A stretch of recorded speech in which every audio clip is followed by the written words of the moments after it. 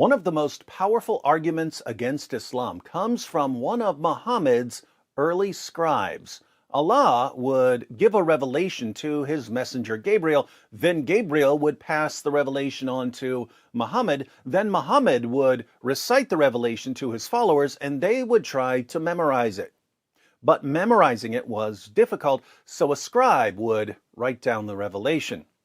A man named Abdullah Ibn Ibn Abi Sarh converted to Islam and became one of Muhammad's scribes. But he eventually left Islam and became an apostate. Why did a man who learned the Quran from Muhammad himself decide to become an ex-Muslim? It wasn't because he wanted to drink beer, or because he wanted to eat pork, or because he was being paid by the Jews. It was because he had indisputable proof that Muhammad was a false prophet. Let's read a quick summary of the problem that Abdullah saw.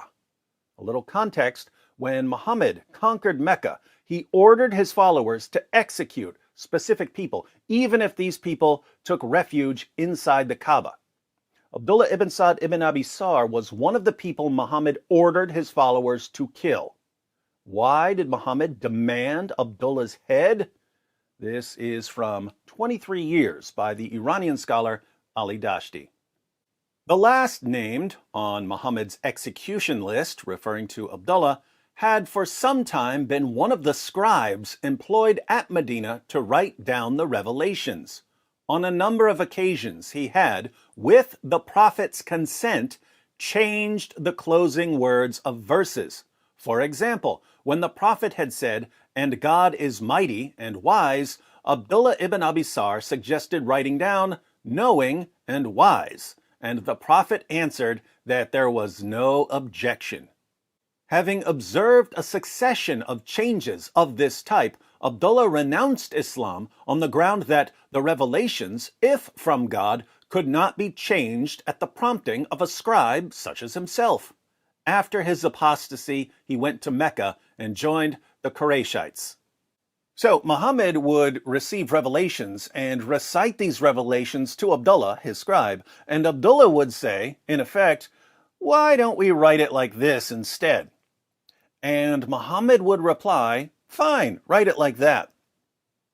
Abdullah eventually realized that if these were actual revelations from God, and if Muhammad was an actual prophet from God, Muhammad wouldn't keep letting his scribes make changes to the text of Allah's perfect, eternal word. Abdullah concluded that Muhammad wasn't a true prophet, and he abandoned Islam. This was a huge embarrassment to the early Muslim community, so much so that Allah even complained about Abdullah in his eternal speech, the Quran. Surah 6, verse 93. The commentary we're going to read in a moment uses the Pickthall translation, so we'll read the Pickthall translation of this verse. "Who is guilty of more wrong than he who forgeth a lie against Allah, or saith, I am inspired, when he is not inspired in aught, and who saith, I will reveal the like of that which Allah hath revealed?" So Allah is condemning someone who forges a lie against him, and someone who says he's inspired when he isn't, and someone who says, I can reveal verses just like the ones that come from Allah. According to Muslim commentators, this verse is actually referring to specific people who said these things. We read the historical background in Asbab al-Nuzul by al-Wahidi. "Who is guilty of more wrong than he who forgeth a lie against Allah, or saith, I am inspired?" 693. This was revealed about the liar, Musaylama al-Hanafi. This man was a soothsayer who composed rhymed speech and claimed prophethood. Wow, imagine composing some poetry and then claiming that you must be a prophet because of your awesome poetry. Seems like this was popular in 7th century Arabia. He claimed that he was inspired by Allah. So, one of the people Allah condemns in Surah 6, verse 93, is Musaylima. But there's another. "And who saith, I will reveal the like of that which Allah hath revealed?" 693. This verse was revealed about Abdullah Ibn Sa'd Ibn Abi Sarh. This man had declared his faith in Islam, and so the Messenger of Allah, Allah bless him and give him peace, called him one day to write something for him. Muhammad didn't just call him one day. Abdullah was one of Muhammad's regular scribes, but this commentary is going to focus on something that happened one particular day. When the verses regarding the believers were revealed, verily we created man from a product of wet earth. This is the passage about the creation of man in Surah 23, 12 through 14. The prophet dictated them to him. When he reached up to verse 14, which says, and then produced it as another creation, Abdullah expressed his amazement at the precision of man's creation by saying, so blessed be Allah, the best of creators. So, Muhammad is delivering revelations about the creation of man, and Abdullah, who's writing down these revelations and finally learning about how Allah created man, exclaims, so blessed be Allah, the best of creators. Now watch what happens. The Messenger of Allah, Allah bless him and give him peace, said, this, Abdullah's last expression, is how it was revealed to me. In other words, Muhammad said, Abdullah, your words, so blessed be Allah, the best of creators, those words you spoke were just revealed to me as part of this verse. At that point, doubt crept into Abdullah. He said, if Muhammad is truthful, then I was inspired just as he was. And if he is lying, I have uttered exactly what he did utter. Hence Allah's words in 693, and who saith, I will reveal the like of that which Allah hath revealed. The man renounced Islam. This is also the opinion of Ibn Abbas, according to the report of Al-Kalbi. Now, let's put all of this together by reading the Quran passage that ultimately led to Abdullah's apostasy. In Surah 23, verses 12 through 14, Allah declares, verily we created man from a product of wet earth, then placed him as a drop of seed in a safe lodging. Then fashioned we the drop a clot, then fashioned we the clot a little lump, then fashioned we the little lump bones, then clothed the bones with flesh, and then produced it as another creation. Scientifically, this is complete nonsense. Embryos don't go through a blood clot stage. Also notice that bones are formed before they're clothed with flesh. So the clot becomes a lump, then the lump becomes bones, and only after the bones are formed are the bones clothed with flesh. Again, total nonsense. But after the part, and then produced it as another creation, we have, so blessed be Allah, the best of creators.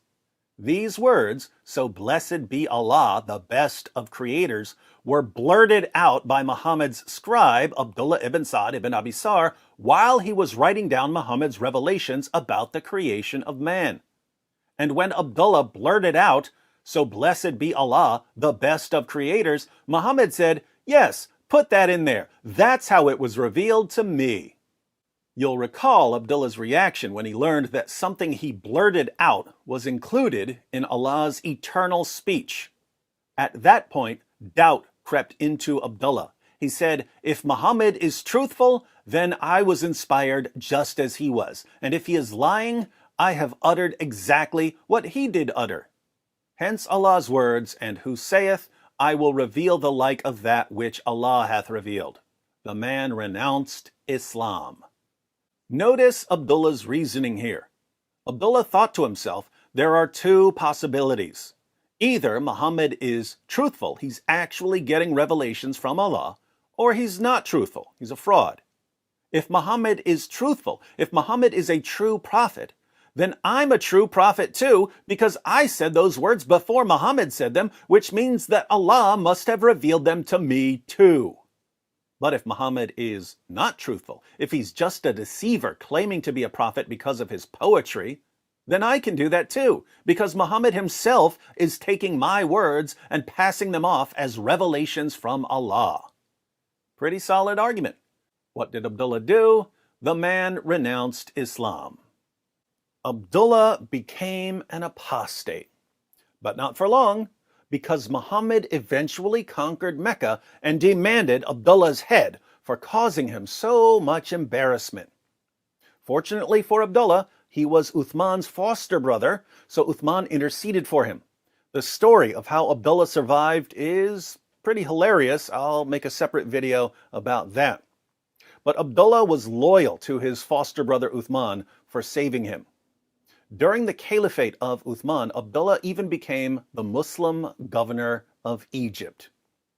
But notice, when Abdullah was free to decide what to believe, he said to himself, "There's no way Muhammad is a prophet. If Muhammad is a prophet, then I'm a prophet too, and I know I'm not a prophet, so Muhammad's not a prophet. I renounce Islam." Only with a sword to his neck would Abdullah become a faithful Muslim. And here we see why even Muslim scholars admit that without the death penalty for apostasy, Islam would have died out long, long ago. So my question for you Muslims who live in Western nations, my question for you Muslims who are free to leave Islam is, why can't you see what Abdullah saw? One of Muhammad's early scribes, a man who heard revelations directly from the lips of Muhammad, realized that there's no way Muhammad was a true prophet. Abdullah saw that. Why can't you? Abdullah only lived as a Muslim later because of the death penalty for apostasy. What's your excuse for continuing to follow the most obvious false prophet in history?